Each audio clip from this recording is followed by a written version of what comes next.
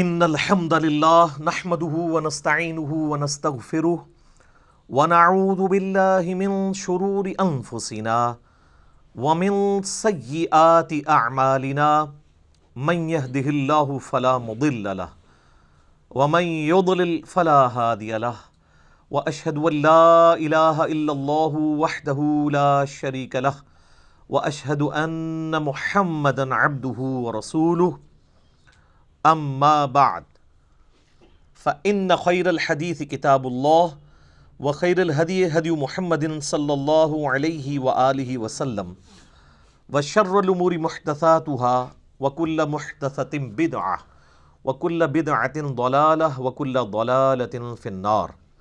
اعوذ بالله السميع العليم من الشيطان الرجيم من همزه ونفخه ونفثه. بسم الله الرحمن الرحيم.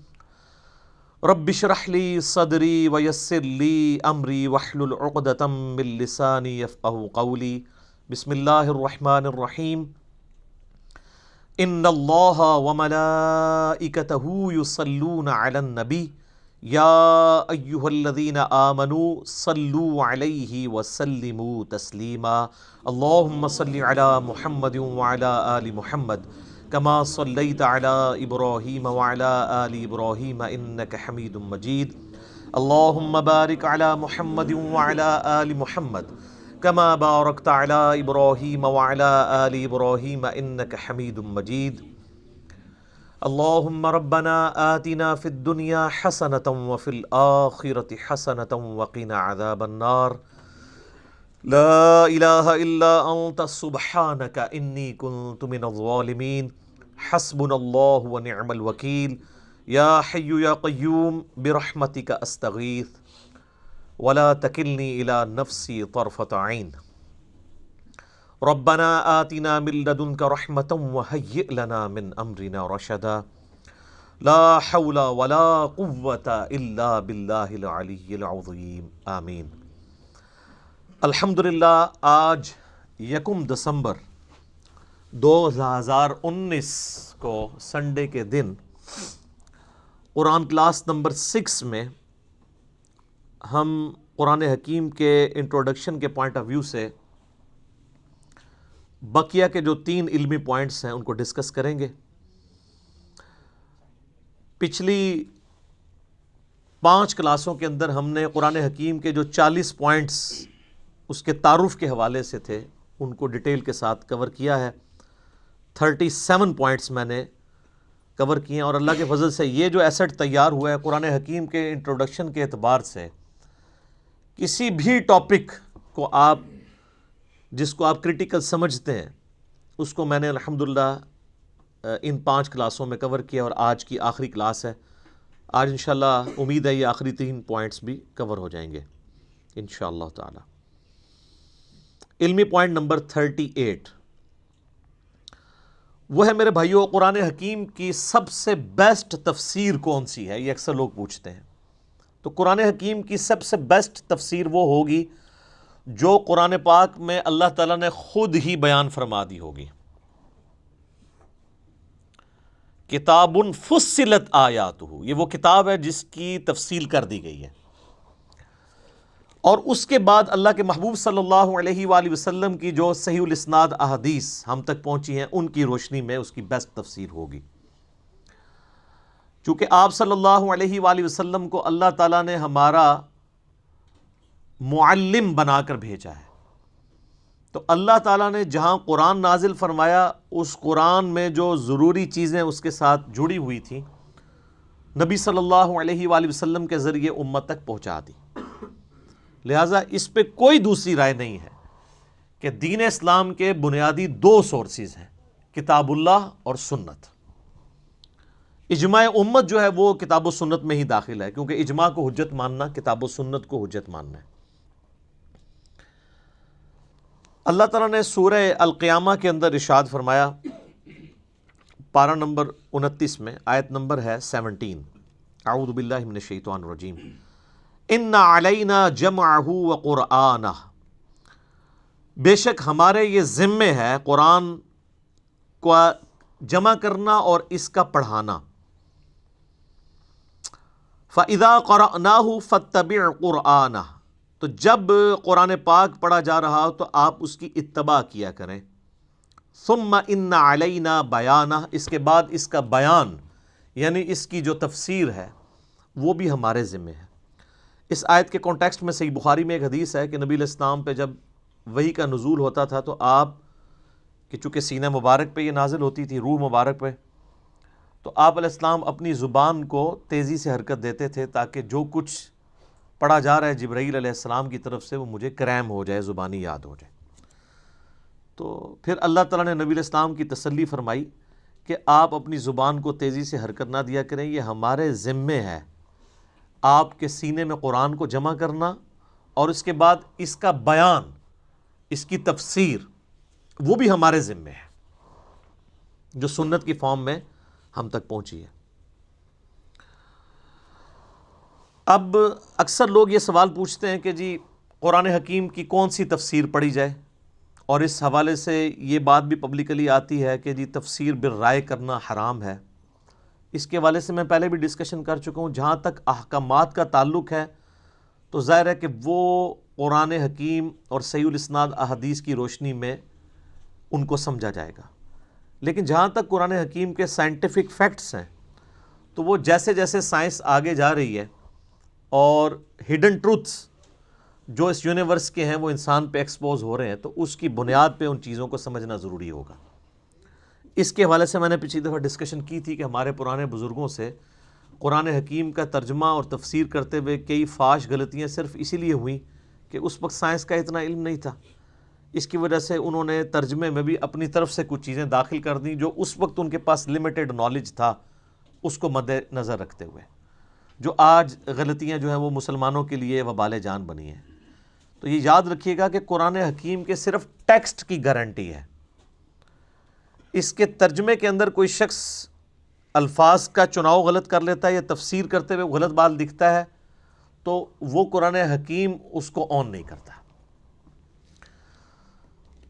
تو سائنٹیفک فیکٹس کے حوالے سے تو میں پچھلی دفعہ ڈسکس کر چکا. رہا احکامات کا تعلق، تو اس کے حوالے سے جو قرآن حکیم کی تفسیر ہے،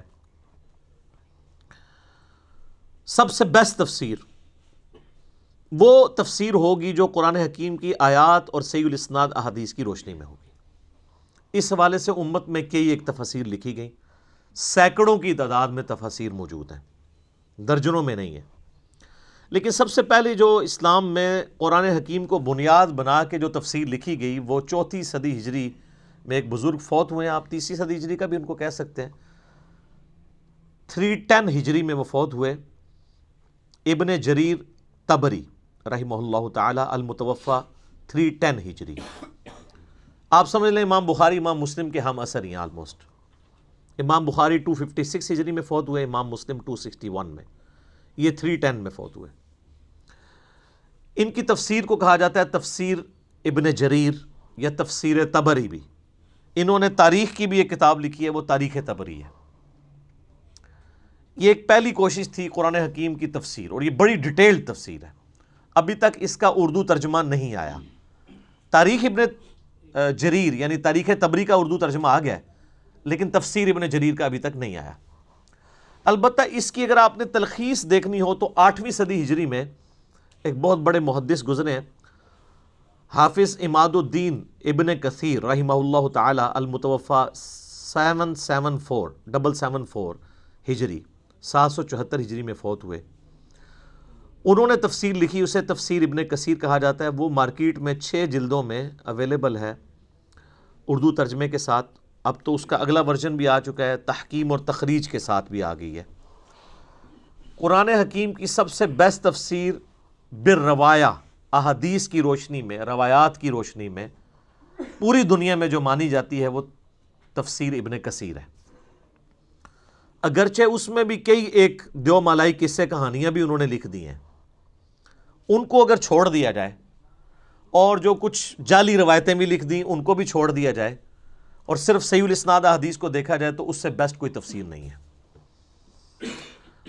اب مارکیٹ میں چونکہ یہ تخریج اور تحکیم کے ساتھ شیخ البانی رحمہ اللہ تعالیٰ اور شیخ زبیر علی زئی رحمہ اللہ تعالیٰ کی تحکیم کے ساتھ اویلیبل ہے، تو آپ کو صحیح اور ضعیف کا فرق پتہ چل جائے گا۔ مکتبہ اسلامیہ نے، جن کی یہ مشکات چھپی ہوئی ہے، 6 جلدوں میں انہوں نے شیخ زبیر صاحب کی تحکیم کے ساتھ تفسیر ابن کثیر چھاپی ہوئی ہے، PDF بھی آپ کو گوگل میں مل جائے گا۔ کمال کا کام ہے وہ۔ اس میں شیخ صاحب نے صحیح ضعیف کا فرق اور جو من گھڑت قصے کہانیاں تھیں ان کو، یعنی وہ لکھی تو ہوئی ہیں لیکن ان کے نیچے فٹ نوٹ پہ لکھ دیا کہ ان کی کوئی اصل نہیں ہے۔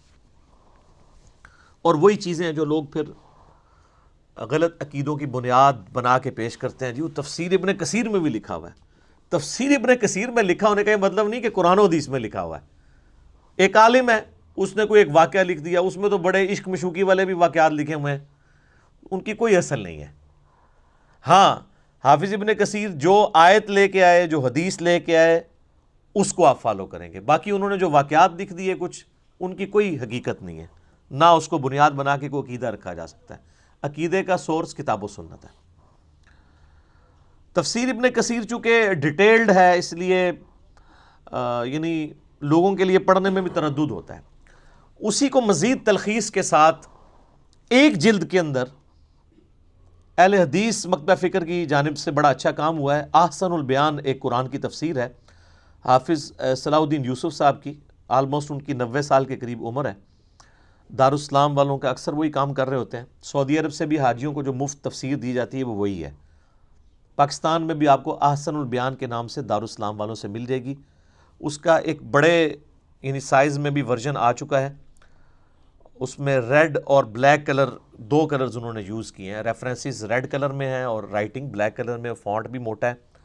اور سب سے بڑی خوبی یہ ہے کہ تفسیر جو ہے وہ نچلے والے ہاف پورشن میں ہوئی ہے۔ پہلے تو آپ کو پتہ تفسیریں سائیڈ حاشیے پہ چھپتی تھیں، تو وہ حاشیہ ڈھونڈتے ہوئے آدھا ادھر ہوتا تھا، آدھا ادھر ہوتا تھا، تو انہوں نے آدھا حصہ جو ہے وہ عربی اور ترجمے کے لیے رکھا ہے اور نیچے والا ہاف حصہ جو ہے اس کی تفسیر کے لیے۔ حاجیوں کو یہ مفت دیا جاتا ہے۔ وہ حاجیوں والا جو ورژن ہے وہ چھوٹے سائز میں، اس کی ہینڈ رائٹنگ بھی چھوٹی ہے، بال پڑھی جا سکتی ہے، لیکن یہ جو ابھی اٹلی سے پرنٹ کروایا ہے دارالاسلام والوں نے، وہ بڑے سائز میں ہے اور اس کی قیمت بھی آلموسٹ 1200 روپے ہوگی اس وقت، لیکن بڑے اچھے کاغذ کے اوپر ہے۔ باقی تو دارالاسلام والے آلموسٹ ڈبل ٹرپل قیمت ہی کتابوں کی لگا رہے ہوتے ہیں، لیکن قرآن کے ساتھ شکر انہوں نے یہ ظلم نہیں کیا، قرآن کی قیمت انہوں نے بڑی اچھی رکھی ہوئی ہے۔ تو وہ آپ دارالاسلام والا قرآن احسن البیان لیں، اگرچہ اس میں بھی کئی ایک خامیاں ہیں، اور وہ خامیاں اس وجہ سے ہیں کہ صلاح الدین یوسف صاحب کا ایک اپنا خاص مزاج ہے، وہ انہوں نے اپنا مزاج بھی اس میں کچھ داخل کیا ہے۔ میں نے وقتاً فوقتاً اس کو ہائی لائٹ کیا ہے، اس کو ضرورت نہیں ہے، بٹ اوورآل اس وقت جتنی تفسیر اویلیبل ہیں ان میں ایک آپ کو مختصر تفسیر کے طور پہ وہ ایک اچھی تفسیر مل جائے گی ایک جلد کے اندر۔ لیکن ان تمام تفسیر میں آپ کو ایک کمزوری نظر آئے گی، اور وہ یہ ہے کہ یہ آج کے دور کے انسان کے ساتھ کئی معاملات میں مس فٹ ہے۔ ظاہر حافظ ابن کثیر نے جو تفسیر لکھی، اس کو لکھے ہوئے بھی آلموسٹ 650 سال ہو چکے ہیں۔ اب 650 سال میں دنیا چینج ہو چکی ہے، عقائد کے اختلافات نئے آ چکے ہیں۔ حافظ صاحب کے زمانے میں تو علم غیب، حاضر و ناظر، یہ والے ایشوز تو نہیں تھے۔ اب زیادہ تر ایشوز جو ہیں وہ ان عقیدوں کے حوالے سے ہیں،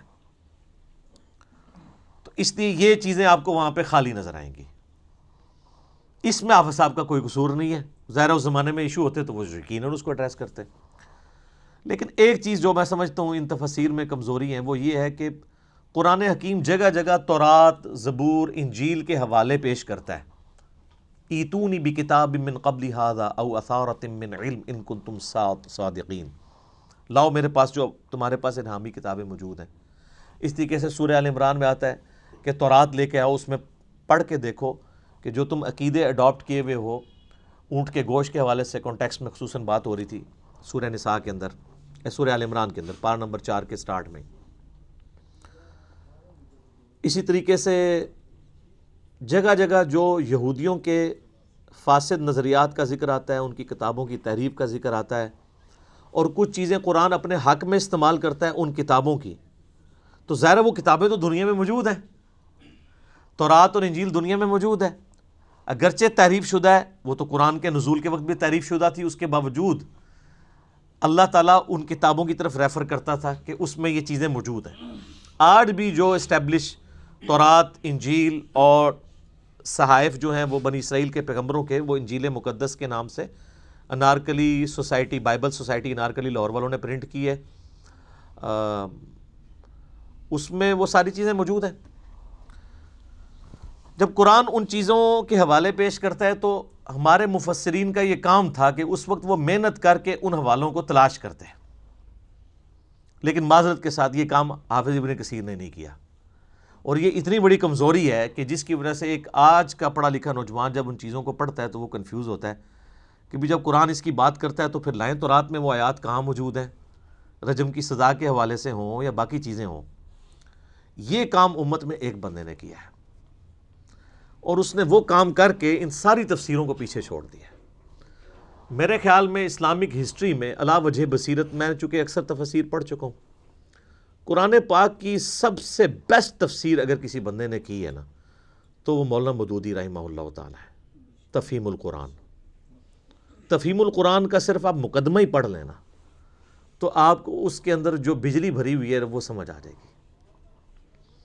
ڈاکٹر اسرار صاحب کی زندگی کیوں بدلی ہے؟ تفہیم القرآن کی وجہ سے۔ پوری دنیا میں اس وقت قرآن کے اوپر جتنی آوازیں اٹھی ہیں نا، سب کو اگر آپ ڈیپ ڈگ کریں گے نا تو پیچھے مودودی صاحب نکلیں گے۔ ڈاکٹر فرحت ہاشمی، ون وومن آرمی، ان کے والد صاحب سرگودا میں جماعت اسلامی کے امیر تھے۔ ڈاکٹر فرحت ہاشمی بھی مولانا مودودی کا فیض ہیں۔ ڈاکٹر اسرار صاحب تو ان کے ڈائریکٹ شاگرد ہیں۔ ڈاکٹر اسرار صاحب نے بیان القرآن میں سورہ یوسف کی ریکارڈنگ کے دوران یہ بات خود سنائی، ویڈیو میں ریکارڈڈ ہے۔ وہ کہتے ہیں کہ جب پارٹیشن ہوئی تو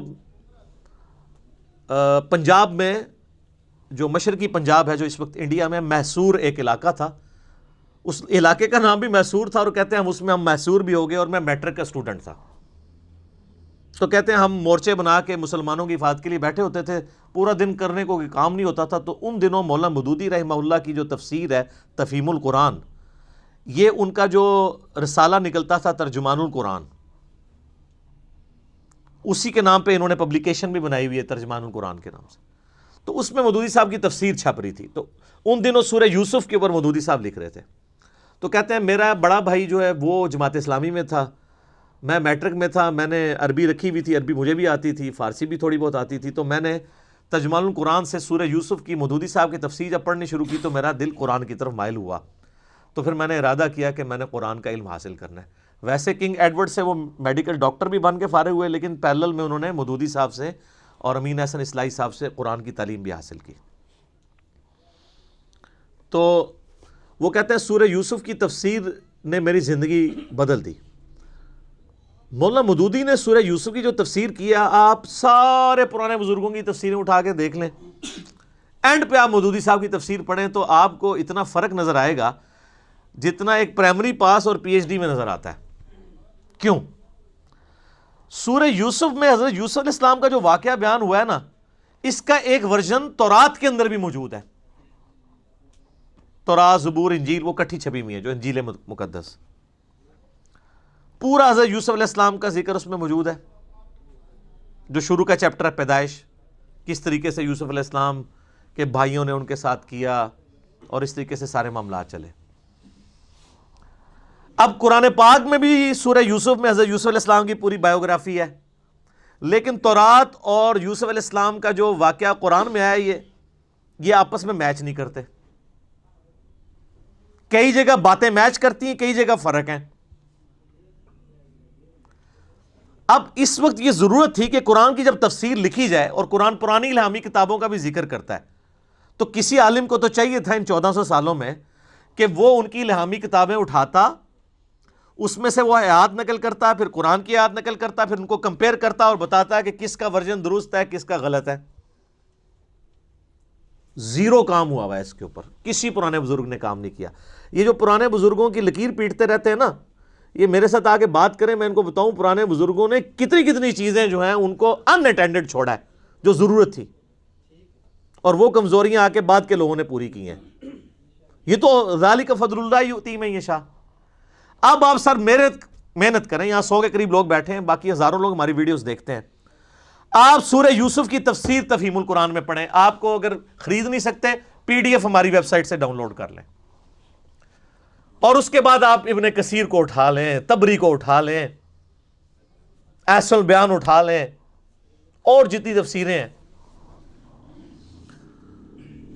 تبیان القرآن غلام سو سعیدی صاحب کے اٹھا لیں، آپ کو زمین و آسمان کا فرق نظر آئے گا۔ مودودی صاحب نے ساری وہ تورات کی آیات لکھی ہیں اور جہاں جہاں وہ قرآن سے ڈیفرنس کرتی ہیں ان کا فرق بتایا، اور پھر انہوں نے ثابت کیا ہے عقلاً کہ یہ تورات کی سٹیٹمنٹ جو ہے یہ چینج ہوئی ہوئی ہے، قرآن جو بات کر رہا ہے یہی بات فٹ ان بیٹھتی ہے۔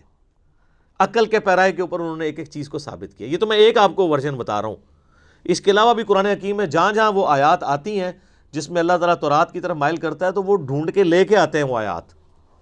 تو یہ تورات، زبور، انجیل سے تو وہ لے کے آئے گا نا جس نے پڑھی ہوئی ہوگی، اور جس کو یہ کہانی کرائی گئی ہو کہ جی آپ نے تورات، زبور، انجیل پڑھنی نہیں ہے، اور وہ ایک جعلی روایت ترمذی اور دارمی کی پیش کرتے ہیں کہ حضرت عمر فاروق نے وہ تورات کے صفحے اٹھائے ہوئے تھے تو حضور علیہ السلام ناراض ہو گئے۔ یہ تو ان اصول محدثین پہ روایت ہی ضعیف ہے، یہ قرآن کے بھی خلاف ہے۔ قرآن تو کہتا ہے ایتونی بکتاب من قبل ھذا او اثارۃ من علم ان کنتم صادقین۔ بال مودودی صاحب نے یہ محنت کی ہے اور آج آپ پڑھیں تو آپ کا دل خوش ہوتا ہے۔ قرآن کی حقانیت جس طریقے سے انہوں نے کھول کے، ابھی میں ان سائنٹیفک فیکٹس کے حوالے سے جو ان کی ڈسکشن ہے، پھر قرآن کی جو انقلابی دعوت ہے، جو غیر مسلموں کے اسلام کے اوپر اعتراضات ہیں، اس کا آپ کو زیرو آنسر ملے گا ابن کثیر میں، ابن جریر میں اور باقیوں میں۔ لیکن مودودی صاحب وہ ساری سائنٹیفک چیزیں، وہ سارے علمی اعتراضات، چاہے وہ جدید تھے یا قدیم تھے، ان کو آخری درجے تک جا کے ایڈریس کرتے ہیں کہ ایک بندے کا دل اشش کر اٹھتا ہے کہ یار اس بندے، اور میں حیران ہوں کہ اس بندے نے، اس زمانے میں نہ کوئی سافٹ ویئر تھے، نہ حدیث کی کتابیں ہر بندے کی پہنچ میں تھی، اس بندے نے اتنا انٹلیکچوئل کام کیا ہے، اور پھر جو اللہ نے ان کو روانگی دی تھی قلم کی، ماشاء اللہ تعالی لا حول ولا قوت الا باللہ۔ اور یہ آپ پڑھ کے دیکھیں گے تو، میں نے تو ساری پڑھی ہوئی ہے نا، میں تو اینڈ پہ تفہیم القرآن پہ پہنچا تو مجھے آئیڈیا ہوا کہ پوری دنیا کے اندر انٹلیکچوئلس کیوں تفہیم القرآن کا ذکر کرتے ہیں، تو وہ آپ کو آئیڈیا ہوگا۔ تفہیم القرآن آپ ضرور خریدیں۔ ادارہ ترجمان القرآن والوں نے اب کمپیوٹر کمپوزنگ کے ساتھ بھی تفہیم القرآن چھاپ دی ہے۔ پہلے تو وہ ہینڈ ریٹن تھی نا کاتب کی، وہ خیر کاتب بھی وہ بڑا کلاس کا کاتب تھا جس نے لکھی ہوئی تھی، لیکن ظاہر ہے کمپیوٹر کمپوزنگ والی ذرا فونٹ بڑا کر دیا انہوں نے، تو عام مکتبوں سے آپ خریدیں گے تو آپ کو بڑی مہنگی ڈبل قیمت لگاتے ہیں۔ بہتر یہ ہے کہ آپ جماعت اسلامی کے جو آپ کے دفاتر ہیں اپنے علاقوں میں، ان کے پاس جائیں، ان کو کہیں ہول سیل پرائس کے اوپر لگائیں، تو وہ آدھی قیمت پہ آپ کو آلموسٹ ملے گی۔ اب خلافت و ملوکیت مارکیٹ میں 400 روپے کی بک رہی ہے جو نئی انہوں نے پرنٹ کی ہے، ہول سیل پہ اس کی قیمت جو ہے 240 روپے ہے۔ کتنا فرق ہے؟ تو وہ آپ تفہیم القرآن اگر کوئی خرید نہیں سکتا تو وہ ہماری ویب سائٹ پہ جائے، گوگل میں جائے، آپ کو اس کا PDF مل جائے گا، PDF ڈاؤن لوڈ کر لیں، وہ تو فریلی اویلیبل ہے۔ کوئی بھی ایشو ہو آپ تفہیم القرآن کو کھول کے پڑھیں، انشاءاللہ آپ کو آخری درجے تک چیزیں کلیئر ہوں گی کہ یہ اختلاف کیا تھا اور اس کی کیا شکل ہے۔ ایون اہل تشیع کی کتابوں کے ریفرنسز بھی تھے نا جو، وہ بھی مولانا مودودی نے جمع کیے ہیں۔ یعنی سیدنا عمر کا دفاع کرنا پڑا سورہ نور کی آیت نمبر 55 میں خلافت کے حوالے سے کہ اللہ تعالیٰ جو وہ اہل ایمان کو زمین میں خلافت دے گا، تو نہج البلاغہ سے مولا علی کا خطبہ انہوں نے نقل کیا ہے۔ جو جنگ قادسیہ میں حضرت عمر جا رہے تھے تو مولا علی نے ان کو روکا تھا اور کہا تھا کہ اللہ تعالیٰ نے آپ کو مسلمانوں کا مرکز بنایا، اگر آپ شہید ہو گئے تو پیچھے ہمارا شرازہ بکھر جائے گا۔ اب یہ نہج البلاغہ میں خطبہ لکھا ہوا تھا شیعہ کی کتاب میں، کسی کو نظر نہیں آیا، حافظ ابن کثیر کو نظر نہیں آئی نہج البلاغہ، لیکن اب جب شیعہ کے سامنے آتا ہے تو اب شیعہ کے لیے وہ خطبہ پڑھ کے خلفائے راشدین کی شان کو سمجھنا آسان ہے بنسبت ہماری کتابوں کے ریفرنسز کے، تو مودودی صاحب نے وہ نقل کیا۔ میں یعنی تفہیم القرآن کی اگر آپ کو انالیسس کروں تو مجھے یہاں پہ کم از کم 30-40 گھنٹے چاہیے شروع سے لے کے اینڈ تک، کہ اللہ تعالیٰ نے اس بندے سے کتنا بڑا کام لیا۔ تو تفہیم القرآن ضرور آپ لوگ خریدیں، کیونکہ لوگ پوچھتے ہیں مجھے کون سی تفسیر پڑھیں، میں کہتا ہوں ساری پڑھیں، اس کے بعد اینڈ پہ تفہیم القرآن بھی پڑھیں تو آپ کو انشاءاللہ فرق نظر آئے گا کہ انہوں نے کتنا بڑا کام کیا۔ تفسیر کے حوالے سے عموماً اہل بدعت جو ہے نا، ان کی طرف سے بڑے دھوکے دیے جاتے ہیں۔ وہ کہتے ہیں نہیں قرآن پاک کی آیات کا شان نزول بھی دیکھنا بڑا ضروری ہے۔ وہ یہ سمجھ رہے ہوتے ہیں کہ شان نزول سے شاید رزلٹ کوئی اور نکل آئے گا۔ یعنی قرآن پاک کے پہلے صفحے پہ لکھا ہے نا ایاک نعبد و ایاک نستعین، وہ کہتے ہیں اس کا شان نزول ڈھونڈیں تاکہ ہم یا علی مدد یا غوث پاک مدد ثابت کر لیں۔ آپ اپنی عقل استعمال کریں کہ شان نزول کیا قرآن کی آیات کا ایسا ہو سکتا ہے جو قرآن کی سٹیٹمنٹ کے اپوزٹ جا رہا ہو؟ پاسبل ہی نہیں ہے۔ قرآن اگر کہہ رہا ہے کہ تیری ہی عبادت کرتے ہیں اور تجھی سے دعا مانگتے ہیں، تو احادیث یا اس کا شان نزول کبھی آپ کو یہ سپورٹ نہیں کرے گا کہ آپ بابوں کو پکارنا شروع کر دیں، قبروں سے مانگنا شروع کر دیں۔ سورہ نساء کی آیت نمبر 82 ہے کہ اگر قرآن اللہ کے سوا کسی اور ہستی کی طرف سے ہوتا تم اس میں اختلاف کثیر پاتے۔ اتنی موٹی کتاب میں عام آدمی لکھتا ہوا تو بھول ہی جائے گا پہلے صفحے پہ میں کیا لکھ کے آیا ہوں، اور آگے جا کے کچھ اور لکھ دے۔ اگر قرآن کے پہلے صفحے پہ ایاک نعبد و ایاک نستعین لکھا ہے نا، تو قرآن میں کوئی آیت اس کے خلاف نہیں ہوگی، وہ آپ کو نظر آ رہی ہوگی۔ جیسے وَاسْتَعِینُوا بِالصَّبْرِ وَالصَّلَاةِ، نماز اور صبر سے مدد چاہو، کہتے ہیں جی اس سے تو ثابت ہو گیا کہ غیر اللہ سے مدد، تو اس کا مطلب ہے المدد یا نماز، المدد یا صبر۔ کہتے ہیں نہیں جی، وہ نماز پڑھیں تو اللہ کی مدد آتی ہے، تو پھر اللہ ہی ہے نا، کیونکہ آگے ان اللہ مع الصابرین۔ وَاسْتَعِینُوا بِالصَّبْرِ وَالصَّلَاةِ کا یہ مطلب کیسے ہو گیا کہ المدد یا نماز، المدد یا صبر؟ مدد تو اللہ ہی کی ہے اعمال کے ذریعے۔ عقیدہ بالکل ٹھیک ہے۔ وہ جی قرآن میں ہے وَتَعَاوَنُوا عَلَى الْبِرِّ وَالتَّقْوَى وَلَا تَعَاوَنُوا عَلَى الْإِثْمِ وَالْعُدْوَانِ، نیکی پرہیزگاری کے کاموں میں ایک دوسرے کی مدد کرو، برائی میں۔ اچھا جی، تو کیا اس سے یہ ثابت ہو گیا کہ آپ نے نیکی کا کام کرنا ہے، مجھے پانی پلانا ہے تو میں آپ سے پانی مانگتا ہوں؟ ٹھیک ہے، آپ مجھے پلا بھی دیں گے، لیکن اگر آپ اس سے یہ سمجھتے ہیں کہ میں بغداد میں کسی فوت شدہ بزرگ جو قبر میں چلے گئے ان سے پانی مانگوں، تو مانگ کے دیکھ لیں، اگر آتا ہے تو پی لیں۔ اللہ سے بھی مانگیں گے وہ بھی پانی نہیں آپ کو گلاس بھر کے دے گا، کیونکہ دنیا اسباب کے ساتھ جڑی ہوئی ہے۔ جو چیزیں اسباب کے تحت آتی ہیں وہ ان چیزوں سے الگ ہے۔ خیر یہ الگ سے ٹاپک ہے، میرا مسئلہ نمبر 3 ہے دعا صرف اللہ ہی سے۔ 2.25 گھنٹے کا میں نے یہ سارے مسئلے اس میں سیٹل کیے ہیں۔ کہ شان نزول، شان نزول، اور اس کا دھوکہ دے دے کے قرآن ڈائریکٹ نہیں پڑھنا گمراہ ہو جاؤ گے۔ یہ بات یاد رکھیں، قرآن حکیم اپنے عقائد اور نظریات میں کسی شان نزول کا، کسی حدیث کا بھی محتاج نہیں ہے۔ قرآن پاک میں جو آیات آئی ہیں وہ منوان اسی طریقے سے عقیدے کے طور پہ قبول کی جائیں گی۔ احادیث سے مزید سمجھنے میں ضرور آسانی ہوگی، لیکن یہ نہیں ہوگا کہ احادیث کے بغیر وہ چیزیں سمجھنا ناممکن ہو جائیں گی۔ ہاں جہاں پہ ڈفرنس آئے گا وہاں ہم احادیث کی طرف جاتے ہیں صرف اس لیے کہ سمجھنے میں فرق ہے۔ جیسا کہ سورہ بقرہ میں جب تک کالا اور سفید ڈورا الگ نہ ہو جائے، فجر کے وقت کے پوائنٹ آف ویو سے فجر کے لفظ موجود ہیں، تم نے سحری بند نہیں کرنی۔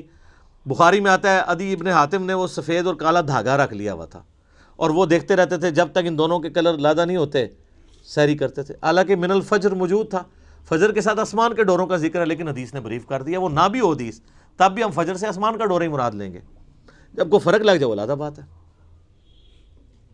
شان نزول کا محتاج نہیں ہے قرآن۔ قرآن کی آیات آفاقی ہیں، جسے فٹ اسے گفٹ۔ اس پہ میں نے مسئلہ 154 ڈیٹیل ریکارڈ کروا دیا ہے جو دھوکہ دیتے ہیں۔ شان نزول، شان نزول۔ تیمم کی آیات نازل ہوئی، صحیح بخاری میں آتا ہے ایک سفر کے دوران سیدہ عائشہ کا ہار گھوم گیا تھا، تو اس میں ڈیلے ہو گیا تو پانی وہاں اویلیبل نہیں تھا، تو تیمم کی آیات نازل ہوئی۔ اس واقعے سے تیمم کا طریقہ نہیں بدلتا۔ ایک واقعہ انٹرسٹ کے طور پہ ہو سکتا ہے، اینڈ رزلٹ یہ ہے کہ تیمم مٹی سے ہی کرنا ہے اور چہرے اور ہاتھوں کا مسح کرنا ہے۔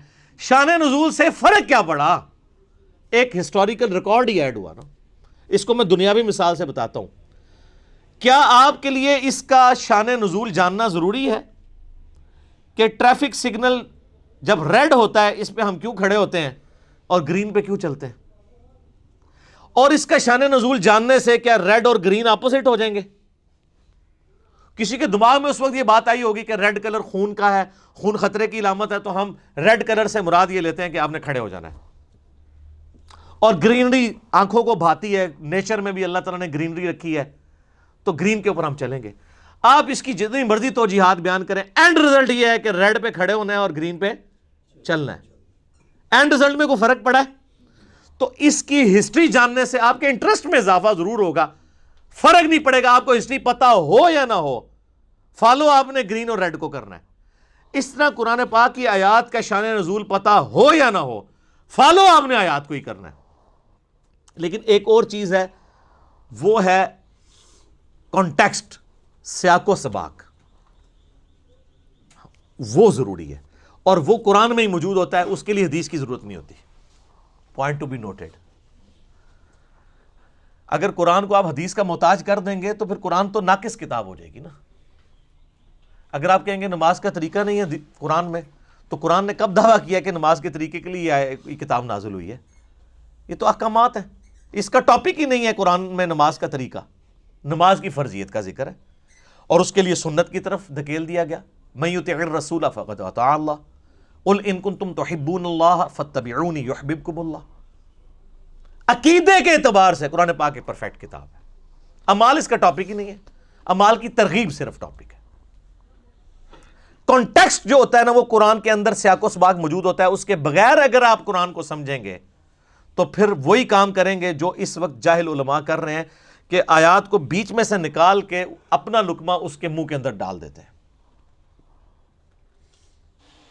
مثال کے طور پہ سورہ نساء کی آیت نمبر 64 ہے، جب اپنی جانوں پر ظلم کر لو تو نبی علیہ السلام کے پاس حاضر ہو جاؤ، اور پھر نبی علیہ السلام بھی اللہ کے حضور تمہاری سفارش کریں تو اللہ تعالیٰ معاف کر دے گا.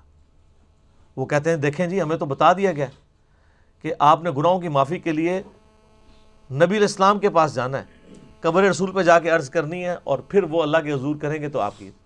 اچھا اب یہ اس جملے کے اعتبار وہ کہتے ہیں جی قرآن کی آپ تو خود کہہ رہے ہیں کہ قرآن کی آیات آفاقی ہیں اور یہ شان نزول کی محتاج نہیں، ہمیں آپ نے شان نزول نہیں آپ بتانا. ہم کہتے ہیں ہم نہیں بتائیں گے، لیکن کانٹیکسٹ تو بتائیں گے نا، جو قرآن میں ہی موجود ہے کہ یہ کس موقع کی بات ہو رہی ہے اور یہ بات کب تک کے لیے ویلڈ ہے. وہ شان نزول نہیں ہے، وہ سیاق و سباق ہے، اس کو کہا جاتا ہے کانٹیکسٹ.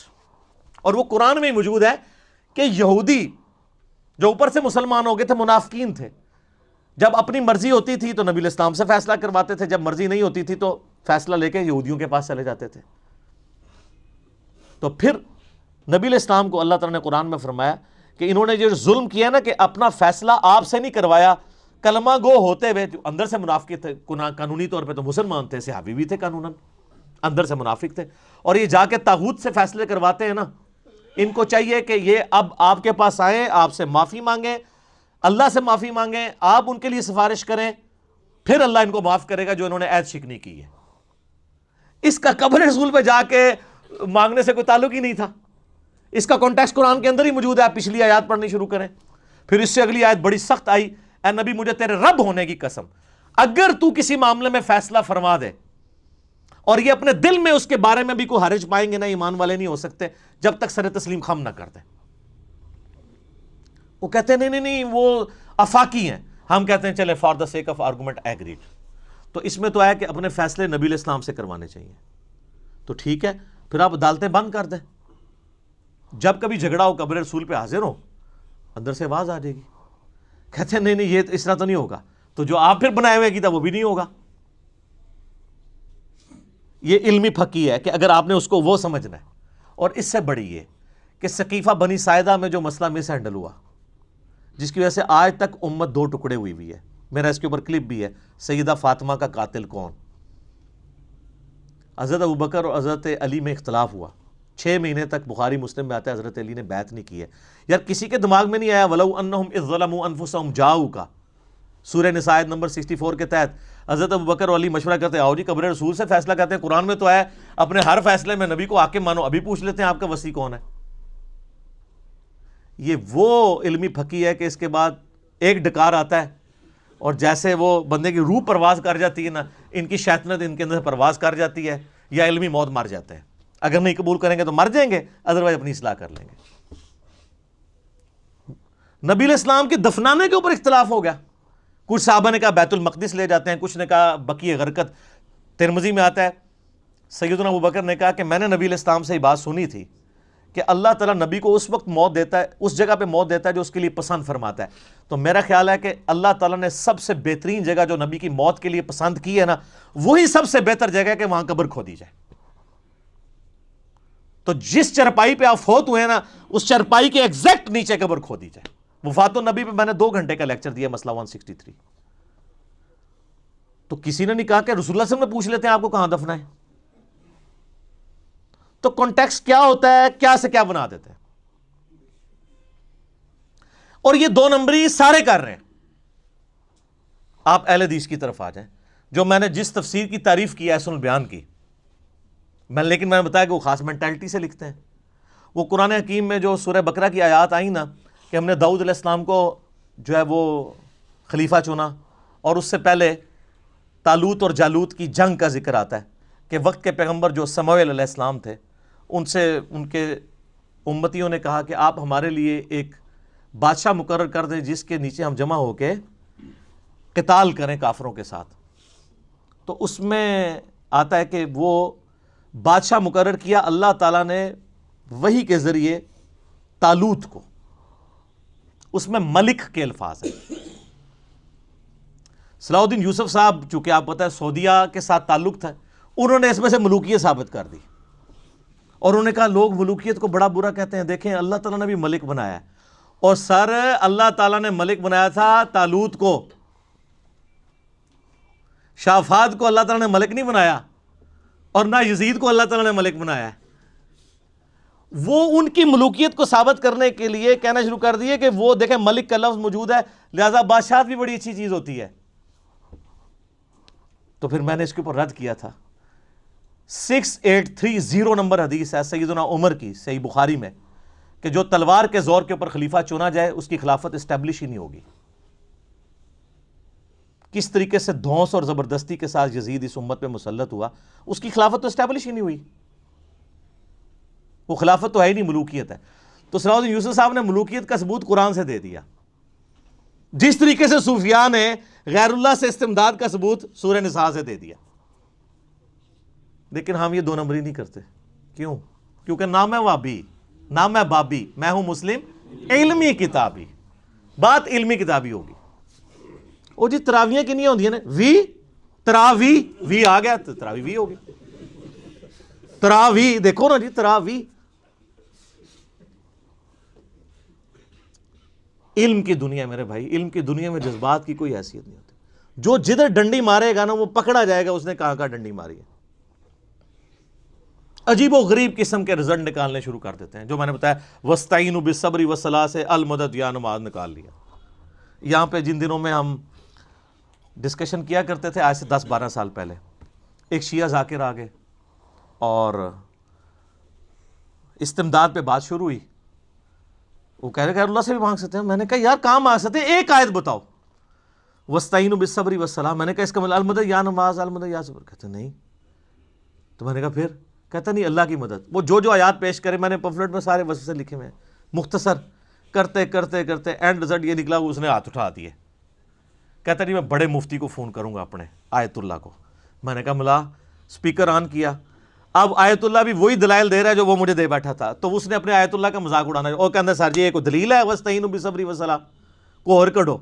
وہ اور نکالے، اس کا جواب بھی میں نے دیا تھا، وہ دینا شروع کیا. کرتے کرتے اس کو کلیئر ہو گیا یہ کہانی ہے ساری. اَمَّن يُجِيبُ الْمُضْطَرَّ إِذَا دَعَاهُ وَيَكْشِفُ السُّوءَ وَيَجْعَلُكُمْ خُلَفَاءَ الْأَرْضِ أَإِلَٰهٌ مَّعَ اللَّهِ. سورہ نمل آیت نمبر 62. بھلا بتاؤ تو کون ہے جو اضطراب میں گرے ہوئے شخص کی فریاد کو سنتا ہے اور اس سے تکلیف دور کر دیتا ہے اور تمہیں اگلوں کا زمین پہ خلیفہ کرتا ہے؟ کیا اللہ کے ساتھ اور الہ بھی ہے جس کی یہ کوالٹیز ہوں؟ قلیلا ما تذکرون. بڑے کم لوگ ہی نصیحت حاصل کرتے ہیں.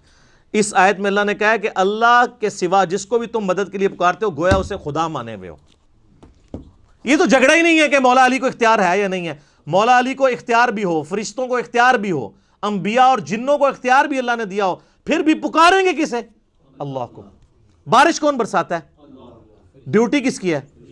تو بارش کس سے مانگیں گے؟ اللہ سے. ڈیوٹی والا تو مسئلہ ہی نہیں ہے. تو کس طرح دھوکے دیے میں.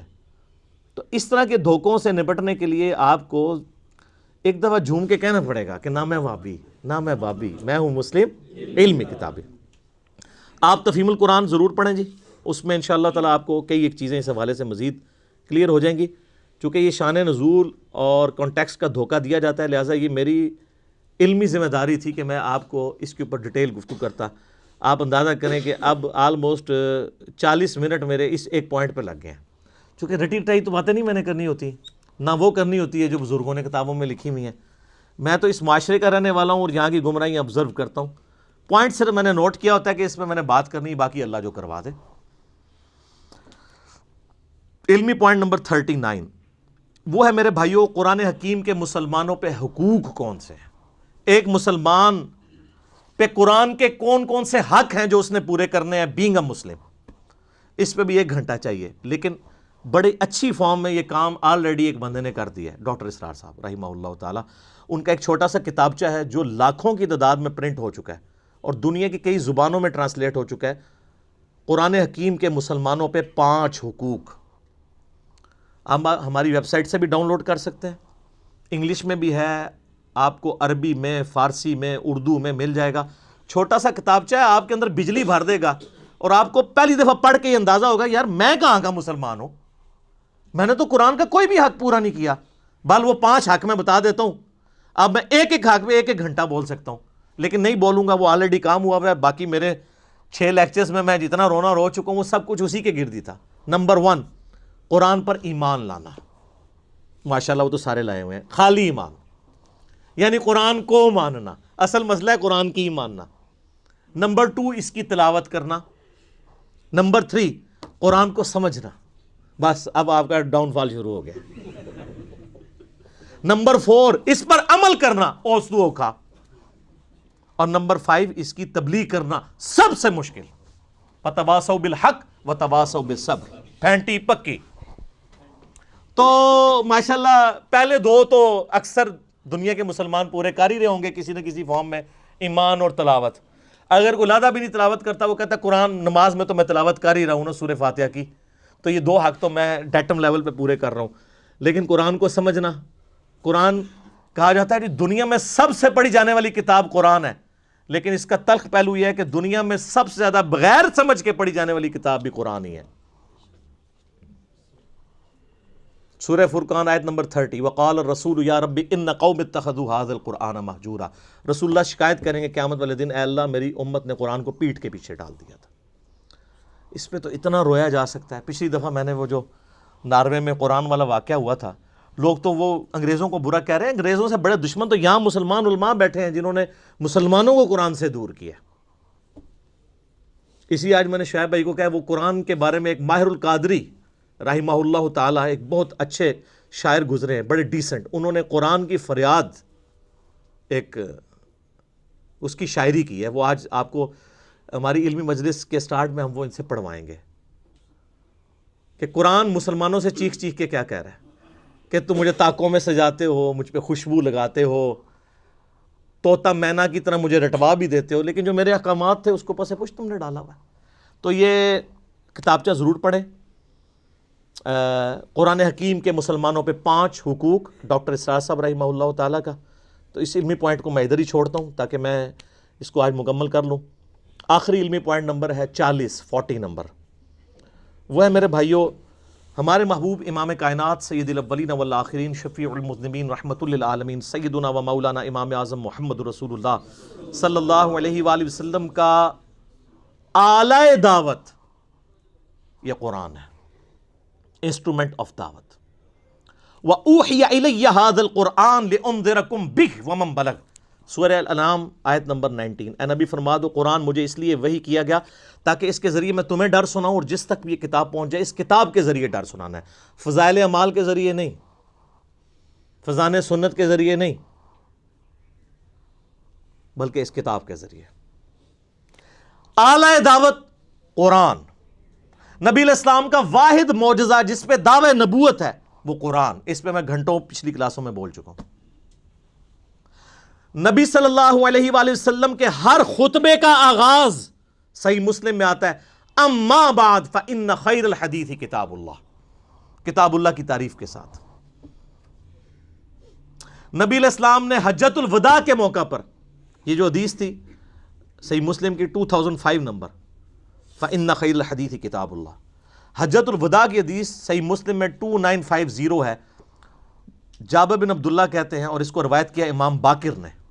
امام باقر محمد باقر بن علی بن حسین بن علی، امام حسین علیہ السلام کے پوتے نے، حضرت جعفر صادق کے جو والد تھے. جابر بن عبداللہ سے صحیح مسلم 2950، بڑی لمبی حدیث ہے.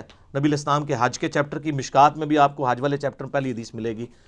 وہ کہتے ہیں کہ نبی علیہ السلام نے ہمیں حجۃ الوداع کے موقع پر فرمایا تھا میں تم میں وہ چیز چھوڑ کے جا رہا ہوں کہ میرے بعد اگر اسے مضبوطی سے پکڑ لو گے کبھی گمراہ نہیں ہوگے، اور وہ اللہ کی کتاب ہے۔ مسلم شریف میں سنت کا ذکر نہیں ہے، صرف کتاب اللہ کا ہے، اور سنت اس کے اندر ہی داخل ہے۔ ایک حسن درجے کی روایت المستدرک للحاکم میں دو چیزیں چھوڑ کے جا رہا ہوں، کتاب اللہ اور سنت۔ المستدرک للحاکم میں کتاب العلم چیپٹر میں 318 نمبر، لیکن مسلم شریف میں جو حجۃ الوداع کا خطبہ ہے اس میں صرف قرآن کا ذکر ہے، ابو داؤد میں بھی صرف قرآن کا ذکر ہے، سنت اسی کے اندر شامل ہے۔ من یطع الرسول فقد اطاع اللہ۔ تو نبی الاسلام نے حجۃ الوداع پہ قرآن، پھر اس کے بعد غدیر خم کا جو خطبہ ہے سب سے سٹرانگ خطبہ قرآن کی شان میں، وہ حجۃ الوداع کے بعد بھی مکے سے مدینے آتے ہوئے خم نامی گاؤں میں آپ علیہ السلام نے خطبہ دیا، جو مسلم میں 4 حدیثیں ہیں، 6225 سے 6228۔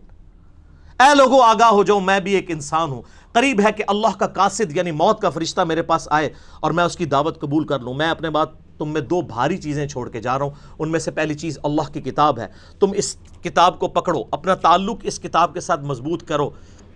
اللہ کی کتاب اللہ کی رسی ہے، جو اسے پکڑے گا ہدایت پہ ہوگا، جو چھوڑ دے گا گمراہ ہو جائے گا۔ اور زید ابن ارقم کہتے ہیں پھر نبی الاسلام کہتے رہے اللہ کی کتاب، اللہ کی کتاب، اللہ کی کتاب۔ اور پھر فرمایا دوسری بھاری چیز میرے اہل بیت ہیں، میں اپنے اہل بیت کے معاملے میں تمہیں اللہ کا خوف دلاتا ہوں، میرے بعد ان کے ساتھ برا سلوک نہ کرنا۔ 3 دفعہ آپ نے فرمایا، لیکن امت بالکل الٹ چلی، نہ قرآن کو پکڑا اور نہ اہل بیت کو چھوڑا، سارے قتل کر دیے۔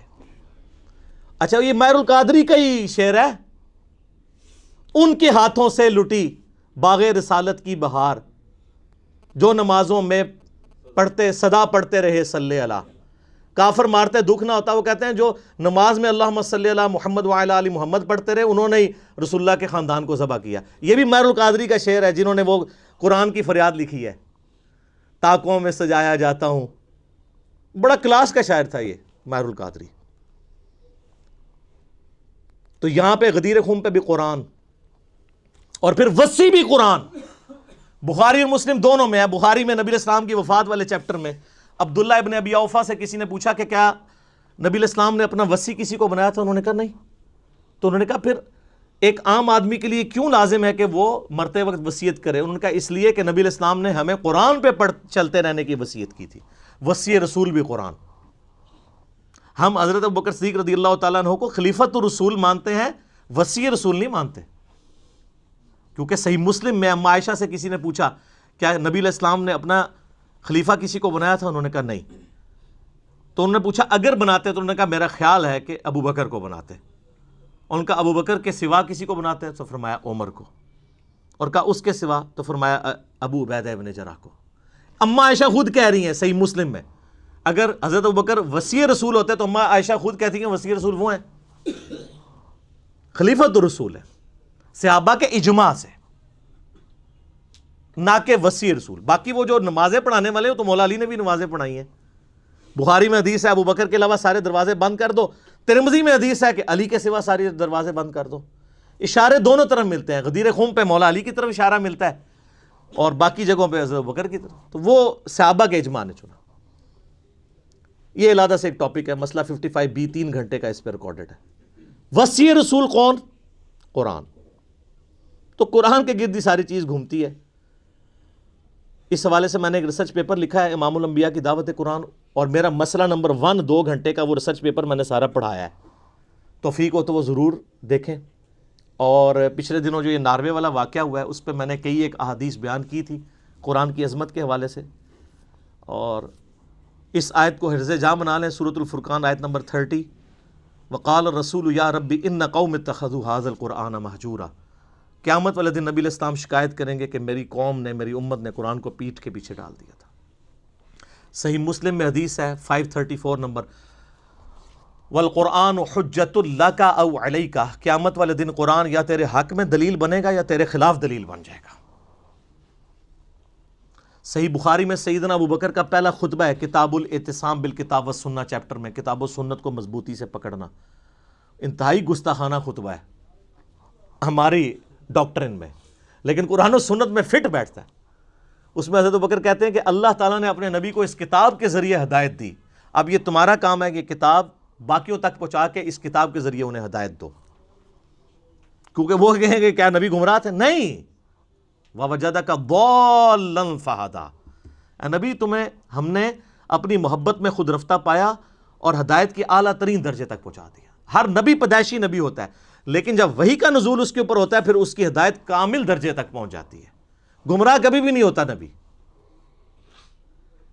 سورہ الشورى کا آخری رکوع یہ ہے کہ ہم نے اے نبی علیہ السلام اس قرآن کے ذریعے آپ کو ہدایت دی ہے، وَإِنَّكَ لَتَهْدِي إِلَىٰ صِرَاطٍ مُسْتَقِيمٍ، اور اب آپ بھی لوگوں کو سیدھے راستے کی طرف مائل کرتے ہیں۔ تو اعلی دعوت قرآن، وصی رسول قرآن، اس کے علاوہ بھی کئی ایک احادیث ہیں۔ میرا مسئلہ نمبر 170 بھی ہے، 170 نمبر، قرآن حکیم کے ترجموں کے جو دھوکے دیے جاتے ہیں کہ جی کس کا ترجمہ پڑھیں قرآن حکیم کی اہمیت کے پوائنٹ آف ویو سے، یعنی اس پہ تو گھنٹوں بولا جا سکتا ہے، لیکن میں نے کوشش کی ہے کہ اپنی 6 کلاسوں میں قرآن حکیم کا تعارف آپ دیکھ لیں، آلموسٹ یہ 6 گھنٹے کی گفتگو تو بن گئی نا۔ ابھی بھی اس پہ گھنٹوں گفتگو ہو سکتی تھی، لیکن میں نے اس کو سکپ کیا تاکہ ہمارا قرآن پاک والا معاملہ جو ہے وہ تفسیر والا شروع ہو جائے۔ امید ہے انشاءاللہ تعالی اگلی دفعہ ہم سورۃ الفاتحہ سے آغاز کریں گے، اور اس میں پہلا لیکچر کوشش کروں گا سورہ فاتحہ کے اوپر ہی ہو، کیونکہ ام القرآن ہے، یہ قرآن کی ماں ہے، قرآن کا مقدمہ ہے۔ اس کے بعد سے پھر سورہ بقرہ جب شروع ہوگی تو پھر ہم جتنی آیات ہماری اس 55 منٹ کے اندر ہو جائیں گی وہ ٹھیک ہے، پھر اس سے اگلی۔ ویسے تو میں قرآن حکیم کی 9 سالوں میں ایک پوری ڈیٹیل ریکارڈنگ پورے قرآن کی کرا چکا ہوں، آپ کو پتہ ہے، 2010 سے لے کر 2019 تک، تو وہ یوٹیوب کے اوپر اویلیبل ہے۔ لیکن پھر دوبارہ سے اس لیے سٹارٹ کی کہ اس دفعہ ہم ذرا اس کو مزید بہتر بنائیں ویلیو ایڈیشن کر کے، اور اس میں ایک ویلیو ایڈیشن ہوگی انشاءاللہ کہ جب میں آیات بولا کروں گا وہ آپ کو اسکرین پہ ڈسپلے ہوتی ہوئی نظر آیا کریں گی نیچے، تاکہ کنسنٹریشن لوز نہ ہو۔ تو انشاءاللہ تعالی اگلی دفعہ ہم سورۃ الفاتحہ سے اللہ کا نام لے کے شروع کریں گے، اور اللہ تعالیٰ سے ہم یعنی امید کرتے ہیں کہ اللہ تعالیٰ اتنا موقع دے کہ ان چیزوں کو ہم ایک دفعہ مکمل کر لیں انشاءاللہ تعالیٰ۔ دیکھیں دنیا میں کئی لوگوں نے تفسیریں ریکارڈ کروائی ہوئی ہیں، لکھی بھی ہوئی ہیں، آپ وہ تفسیریں لکھی بھی پڑھ کے دیکھ لیں، ریکارڈڈ بھی سن لیں، اس کے بعد اس مسکین کی بھی کوئی ایک آیت کی تفسیر نکال کے دیکھ لیں، تو آپ کو زمین و آسمان کا فرق نظر آئے گا۔ اس کی وجہ یہ ہے کہ جو علماء یہ کام کرتے رہے، کسی خاص مکتبہ فکر سے اٹھے، اسی نیریٹو میں انہوں نے بات کرنے کی کوشش کی۔ ہم نے تو پوری کوشش کی، آپ کو پتہ ہے میں نے اپنی جو 9 سالوں میں ریکارڈنگ ہوئی اس میں ایک آیت کے اوپر بھی میں نے 6 گھنٹے بھی گفتگو کی ہے، 8 گھنٹے بھی گفتگو کی ہے، صرف اس لیے کہ وہ آیت بون آف کنٹینشن بنی ہوئی تھی اختلافات کے پوائنٹ آف ویو سے، میں نے کوشش کی کہ اس کو ایڈریس کیا جائے۔ لیکن اب جو ہماری یہ تفسیر ریکارڈ ہونے جا رہی ہے اس میں میں اتنا ڈیٹیل نہیں بولوں گا، صرف کراس ریفرنسز دے دوں گا، جس طرح آج میں نے کئی کراس ریفرنسز دیے ہیں، مسئلہ نمبر 55B کا دیا ہے، مسئلہ نمبر 1 کا دیا ہے، وہ 55B 2.25 گھنٹے کا ہے، 1 نمبر 2 گھنٹے کا ہے، مسئلہ 170 1.5 گھنٹے کا ہے۔ اب ہر دفعہ اتنی ڈیٹیل گفتگو تو ممکن نہیں ہے، لیکن یہ کوشش کی جائے گی کہ کیونکہ بعض لوگوں نے یہ بھی شکایت کی کہ یہ مختصر کے چکر میں یہ بھی نہ ہو کہ وہ جو چیز سمجھانے والی ہے وہ بھی رہ جائے، نہ ایسا نہیں ہونے لگا، بے فکر ہو، میں اپنی عادت تو مجبور ہاں، جو تک میں کتا گھودوں باہر نہ کاٹ لواں میری تسلی نہیں ہوتی، کیونکہ مجھے پتہ ہوتا ہے کہ یہ خالی میں نے ڈول نکالنے سے کچھ بھی نہیں بننا۔ جو فرسودہ عقائد ہیں ان کو ایک ایک چیز کو الگ کرنا ہے کہ یہ یہاں پہ مس کوٹ کیا ہے، یہاں پہ مس کوٹ کیا، یہاں پہ غلطی ہوئی، یہاں پہ غلطی ہوئی، اس غلطی کو ریکٹیفائی کرنا، اور پھر غلطی کسی کی بھی ہو۔ یہ جو آج میں نے ڈسکس کیا سورہ نساء آیت نمبر 64 وَلَوْ أَنَّهُمْ إِذْ ظَلَمُوا أَنفُسَهُمْ جَاءُوكَ کا، اس میں حافظ ابن کثیر ایک عجیب و غریب واقعہ لے آئے کہ وہ قبر رسول پہ ایک عرابی حاضر ہوا، عرابی زبر کے ساتھ، اور اس نے کہا یا رسول اللہ بھوک سے ہلاک ہو گئے، یہ ہو گیا، وہ سو گیا، اس کو اونگ آئی، نبی علیہ السلام کی خواب میں زیارت ہوئی، آپ نے فرمایا عمر کو میرا سلام کہنا، اور یہ وہ تارج میث صاحب بھی بیان کر رہے ہیں، تو اہل حدیث سارے نا تارج میث صاحب کے پیچھے پڑے ہوتے ہیں، دیکھو یار کس قسم کے عقیدے بیان کر رہا ہے، بریلوی کیا کر رہے ہیں، حالانکہ کام حافظ ابن کثیر ڈال کے گیا ہے، تو وہ حافظ ابن کثیر سے نکال کے دکھاتے ہیں، یہ دیکھیں جی حافظ صاحب نے کام ڈالا ہے، تو ہمارے پاس تو نہیں لا سکتے، ہمیں تو حافظ صاحب کی دونس تو بہت چھوٹی، حافظ صاحب تو بیچارے 8ویں صدی ہجری میں آیا ہے، ہم تو پہلی صدی میں بھی کسی کی دونس ماننے کے لیے تیار نہیں ہیں کتاب و سنت کے خلاف۔ کیوں؟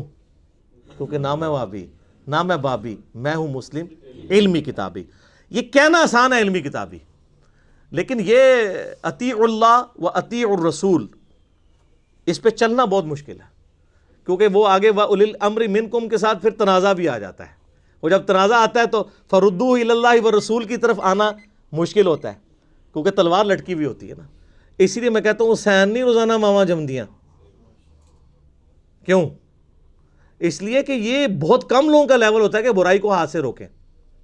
لوگوں کو تو گیم سمجھ ہی نہیں آئی نا ہوا کیا ہے، وہ تو ہم نے پھر کھولا ہے نا کہ معاملہ ہوا کیا ہے، لوگ کس طرح مسلط کا شکار ہو جاتے ہیں، اور کوئی بندہ اپنی جان دینے کے لیے تیار نہیں ہوتا۔ آپ اس دور میں دیکھ لیں، پچھلے ڈکٹیٹر نے لال مسجد میں مسلمانوں کا قتل عام کیا، ان کے اپنے فرقے کے لوگ بھی ان کے ساتھ کھڑے نہیں ہوئے، جس کی وجہ سے 15 سال ہمیں خودکش حملے بھگتنے پڑے پاکستان میں، اسی کا ریونج تھا نا۔ تو میں ڈر رہا تھا کہ یہ جو بھی دھرنا چل رہا ہے فضول مان والا، یہ دوسرا لال مسجد نہ بن جائے، ورنہ اگلے 15 سال پھر پار ہو جانے تھے۔ تو وہ جب یہ معاملہ ہو رہا تھا اس وقت کوئی مولوی کھڑا ہوا؟ کوئی بھی نہیں۔ تو آپ اس زمانے میں بات کریں گے؟ آج تو پھر بھی فریڈم آف ایکسپریشن ہے، میڈیا پہ بات ہو سکتی ہے، عدالتیں ہیں، لیکن جہاں پہ صرف بادشاہ ہو، جو بولے اس کی گردن کاٹ دی جائے، اس زمانے میں بولنا بڑا مشکل ہے۔ ٹھیک ہے، یہ آج تو بڑا مبارک دور ہے، فریڈم آف ایکسپریشن ہے۔ بادشاہوں کے زمانے میں فریڈم آف ایکسپریشن نہیں ہوتا تھا۔ میں نے کتنے بخاری اور مسلم سے واقعات بیان کی ہیں کہ لوگ ڈرتے ہوئے باتیں ہی نہیں کیا کرتے تھے، جو کرتا تھا وہ ٹانگا جاتا تھا۔ تو انشاءاللہ ہم کوشش کریں گے کہ ہم اس سچائی کی دعوت کو پوری ایمانداری کے ساتھ پبلک تک پہنچانے کی کوشش کریں، لیکن مدد اللہ ہی سے ہے۔ نستعین باللہ ونتوکل علیہ وحسبنا اللہ ونعم الوکیل ولا حول ولا قوة الا باللہ العلی العظیم۔ صلوا علی الحبیب اللہم صلی علی محمد وعلی آل محمد کما صلیت علی ابراہیم وعلی آل ابراہیم انک حمید مجید۔ اللہم بارک علی محمد وعلی آل محمد کما بارکت علی ابراہیم وعلی آل ابراہیم انک حمید مجید۔ اللہ تعالیٰ سے دعا ہے جو حق بات میں نے کہی اللہ تعالیٰ ہمارے دلوں میں راسخ فرمائے، اگر جس بات میں غلطی سے میرے منہ سے کوئی غلط بات نکل گئی اللہ تعالیٰ ہمیں معاف کر دے، ہمارے دلوں سے بھی محو کر دے، بھلا دے، ہمیں کتاب و سنت کی تعلیمات پر عمل کر کے دوسرے بھائیوں تک پہنچانے کی توفیق عطا فرمائے۔ سبحانک اللہم و بحمدک اشہد ان لا الہ الا انت استغفرک و اتوب الیک وما علینا الا البلاغ المبین۔